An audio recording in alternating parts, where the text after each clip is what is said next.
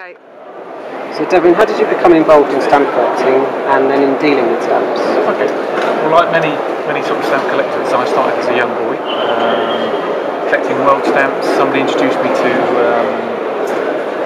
an album which is just sort of collected by country, and then I stumbled across a penny red, Right. SG43, which is an affordable stamp for young collectors, and I fell in love with it. And years later, I still found myself captivated by this stamp, and that got me into needing to find a way to finance my collection. So I started to trade a little bit in stamps whilst having a proper job. And eventually, about 5-6 years ago, it became more serious, and I thought, you know what, I'm going to pursue this as a career, not just as a hobby. Brilliant. Okay, so what's the appeal of stamp collecting? What was the appeal of that first stamp? I think like, for me it was the engraving, the simplicity of it, the classic sort of iconic nature of it. It's a descendant of the penny black, which is a stamp that's well known all around the world. And I suppose for me, I couldn't afford a penny black at the time, and it was a cheap way of having a piece of Queen Victoria. And once I started to look at it in more detail, I started to realise there was a bit more to it. It wasn't just a red stamp. Different types of red stamps, and there was lots of different aspects of it that I could research and collect. Yeah, okay.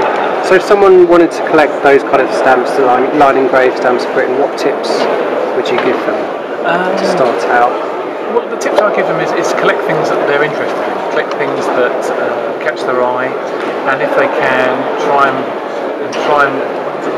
buy the best quality that they can for the price that they can afford. Yeah. And try and enjoy it.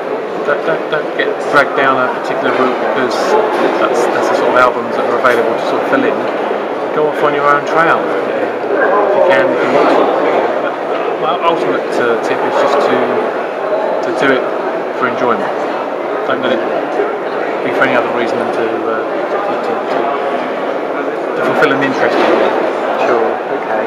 So you write regularly for Stamp Coin Mart, as readers will know, but if someone hasn't picked up the magazine before, can you give a quick kind of synopsis of what you write about each month? Well, I tend to write about GB stamps. They tend to be all covers. They tend to be early issues, so Victorian through to sort of King George V. What I'm trying to do in that short, snappy column is to kind of sex up stamp collecting, to give people an insight into the world of a stamp dealer or somebody who's involved in it professionally. Give a few helpful tips and hints and insights into the stamps and covers. And my main thrust really is just to try and evangelise that stamp collecting can be interesting. I want to try and broaden the readership, if you like, young and old, male and female. Yeah. Not just to traditional sort of stamp collector that we all know and love, but just trying to sort of get people interested in stamps and covers from a different perspective. So try and make it based on something everybody would associate with. Yeah. Everyday occurrence. Yeah. That answers your question. Okay, that's great. Thanks very much for your time.